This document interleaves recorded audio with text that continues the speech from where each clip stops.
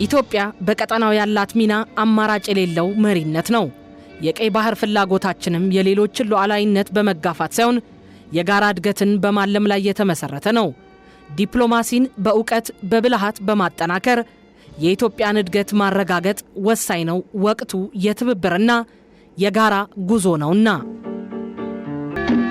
ባህር ውቅያኖሶች ሳይቀሩ በኢትዮጵያ የተጠሩበት ዘመን፣ አትላንቲክና ህንድ ውቅያኖሶች የኢትዮጵያ ውቅያኖስ የተባሉበት ጥንታዊ ካርታ፣ አብዛኛው የአፍሪካ ክፍል በኢትዮጵያ የተሰየመበት ታሪክ ነበር። የኢትዮጵያ የምስራቅ በሯ ሲከፈት ቀይ ባህርና ህንድ ውቅያኖስ ወለል ብለው የሚታዩበት፣ የምዕራብ በሯን ስንከፍተው አትላንቲክ ውቅያኖስ እንደ ነሐስ እያበራ ተኝቶ የምናይበት ዘመን ነበር። ወደ 3 አህጉራትን አንድ አድርጎ የሚያስተዳድር ሰፊ ስርወ መንግስት፣ በዓለም የተፈሩና የተከበሩ ኃያላን ነገስታት ነበሩ።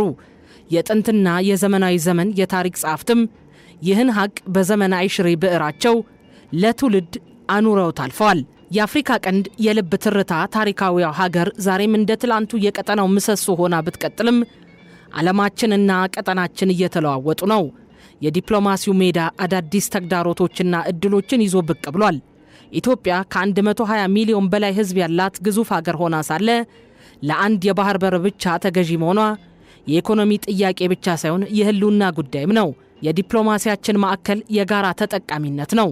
ታላቁ የህዳሴ ግድብ ለዚህ ትልቅ ማሳያ ነው።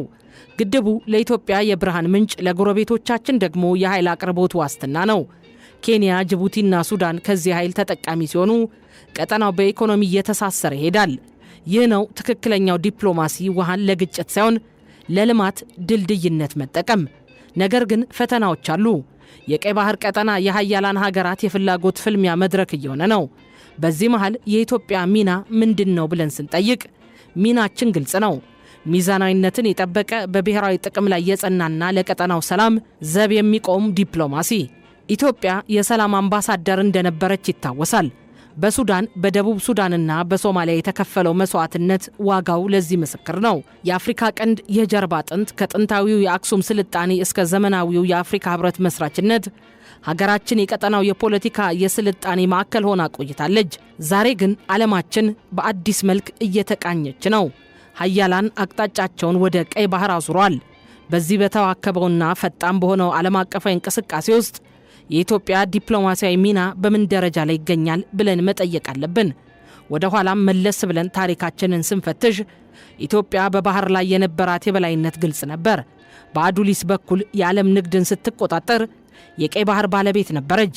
ነገር ግን የታሪክ አጋጣሚዎችና የጂኦፖለቲካ ሴራዎች ለዘመናት ከባህር በሯ ርቀውታል። አሁን ግን ታሪክ ሊቀየር ግድ ይላል። ከ120 ሚሊዮን በላይ ህዝብ ይዛ በዓመት በአማካይ ከ7 እስከ 10 በመቶ የኢኮኖሚ እድገት እያስመዘገበች ያለች ሀገር በአንድ ጠባብ መስኮት ብቻ መተንፈስ አትችልም። የቀይ ባህር ጉዳይ ለኢትዮጵያ የቅንጦት ጥያቄም አይደለም፣ የህልውና ጉዳይ ነው። በየዓመቱ ለወደብ ኪራይ የምናወጣው በቢሊዮን የሚቆጠር ዶላር የህዝብን የልማት ጥም ሊያረካ የሚችል ሀብት ነው። እኔም ልጠቀም አንተም ተጠቀም የሚል የብልህ ዲፕሎማሲ ውጤትና የባህር ኃይል መገንባት የቀጠናው የጸጥታ ዋስትና መሆኑን ለዓለም ማስረዳት ይገባል።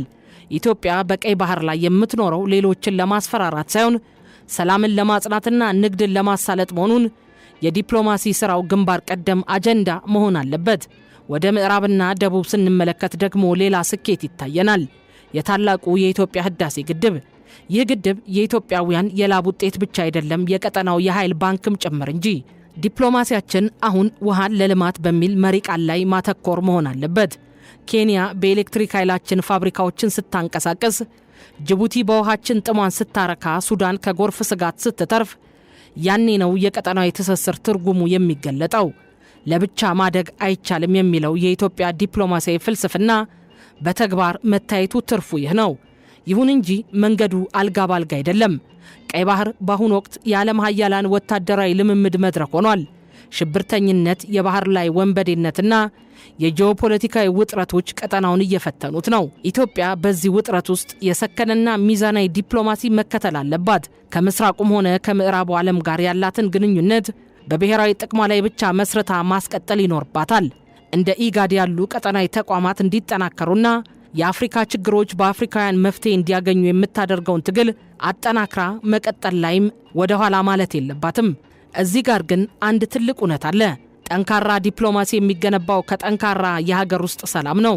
ዜጎቿ በሐሳብ የተለያዩ ግን ለሀገራቸው ጥቅም አንድ የሆኑባት ኢትዮጵያ በዓለም መድረክ ድምጿ ጎልቶ ይሰማል። የውስጥ መረጋጋታችን ለዲፕሎማቶቻችን ትልቅ ጉልበት ነው። የወደፊቱ ዲፕሎማሲያችን በዲጂታል ቴክኖሎጂ የታገዘ ዜጋ ተኮር የሆነና የሀገሪቱን ገጽታ በአዲስ መልክ የሚገነባ መሆን ይገባዋል። ኢትዮጵያ ወደ ቀይ ባህር የምታደርገው ጉዞ የታሪክ ጥሪ ነው። ከጎረቤቶቿ ጋር የምታደርገው የኢኮኖሚ ትስስር የእድገት መንገድም። ዲፕሎማሲን በማጠናከር ጥቅማችንን አስከብረን የቀጠናው ሰላም ጠባቂና የልማት አጋር በመሆን የሀገራችንን ክብር ከፍ እናደርግ ሲል አሃዱ አቋሙን ይገልጻል።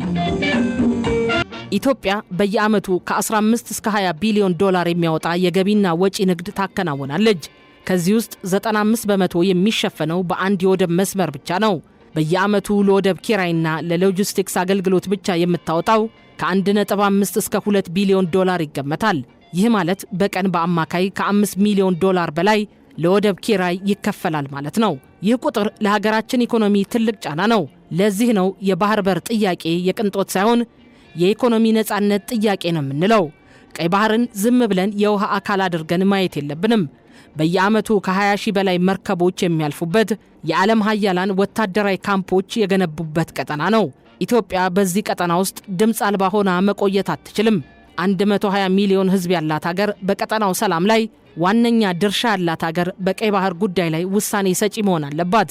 በአሁኑ ወቅት ዓለማችን በከፍተኛ የጂኦፖለቲካ ሽኩቻ ውስጥ ትገኛለች። በተለይም እኛ የምንገኝበት የምስራቅ አፍሪካ ቀጠና በልዩ ልዩ ሰው ሰራሽና ተፈጥሯዊ ፈተናዎች የሚናጥ ከመሆኑ በላይ የዓለም አቀፍ ኃይሎች የፍላጎት ማሳያ ሆኗል።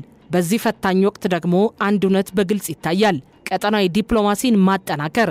ይህም አማራጭ የሌለው ጉዳይ የሚሆነው የሽብርተኝነት ስጋት፣ ድንበር ተሻጋሪ ወንጀሎችና ህገወጥ የሰዎች ዝውውር አንዱን ሀገር ብቻ ነጥለው የሚያጠቁ ባለመሆናቸው ነው። በአንዱ ሀገር የሚነሳ ግጭት ወይም አለመረጋጋት ልክ እንደ ሰደድ እሳት ወደ ጎረቤት ሀገራት መዛመቱ የማይቀር ነው። በመሆኑም ከጎረቤት ሀገራት ጋር የሚደረግ የደህንነት ትብብር የራስን ቤት ሰላም የማስጠበቂያ ቀዳሚው መንገድ ነው። ምስራቅ አፍሪካ ሰፊ የህዝብ ቁጥርና ያልተነካ የተፈጥሮ ሀብት ያለው ቀጠና ነው። ሆኖም ይህ ሀብት ለህዝቦቻችን እድገት ለማዋል የጋራ ገበያ መፍጠር፣ የመሰረተ ልማት ትስስርን ማጠናከርና የወደብ አማራጮችን በጋራ ማልማት ይገባናል። ዲፕሎማሲውም በንግድ በልማት ላይ ሲያተኩር ልዩነቶች እየጠበቡ ጥቅሞች እየሰፉ ይመጣሉ። የቀጠናው ሀገራት በመካከላቸው ያለውን ልዩነት በውይይትና በዲፕሎማሲ መፍታት ካልቻሉ ለውጭ ኃይሎች ጣልቃ ገብነትም በር ይከፍታሉ። ዲፕሎማሲ ማለት ራስን አሳልፎ መስጠት ሳይሆን ብሔራዊ ጥቅምን ከቀጠናዊ ጥቅምና ሰላም ጋር አስተሳስሮ ማስኬድ መሆኑን ልብ ሊባል ይገባል።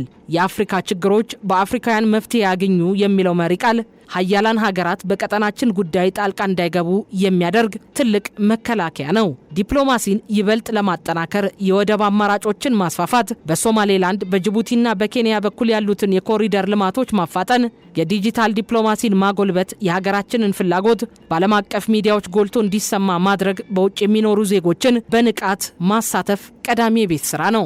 ይህ ሁሉ የሚሳካው ግን አንድ ስንሆን ነው። በሀገር ውስጥ የሚታዩ ግጭቶችና አለመግባባቶች ለውጭ ዲፕሎማሲያችን ድክመት ናቸው። በጠረጴዛ ዙሪያ ተቀምጦ ችግሮችን መፍታት ወሳኙ ተግባርም ነው ሲል አሃዱ አጽንኦት ይሰጠው ይላል።